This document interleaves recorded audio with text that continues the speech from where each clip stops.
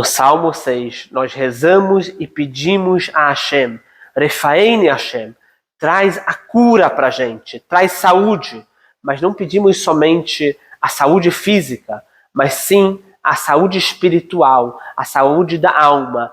David Ameller fala com choro, com lágrimas a Hashem, quando ele parece estar com dor.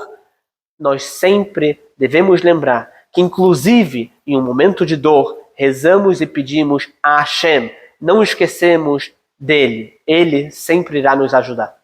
למנצח בנגינות על השמינית מזמור לדוד.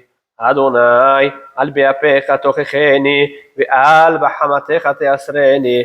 חונני אדוני, כי אומלל אני, רפאני אדוני, כי נבהלו עצמי, ונפשי נבהלה מאוד.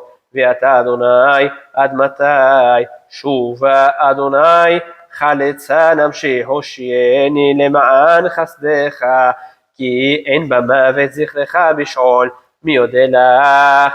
יגעתי באנחתי, אסחה בכל לילה, מיתתי, בדמעתי על שיא אמסה, אששה מכעס עיני, עתקה בכל צורריי, צורו ממני כל פועלי אבן, כי שמע אדוני כל בכי, שמע אדוני תחינתי אדוני, תפילתי אקח, יבושו ויבהלו מאוד, כל אויבי ישובו יבושו רגע.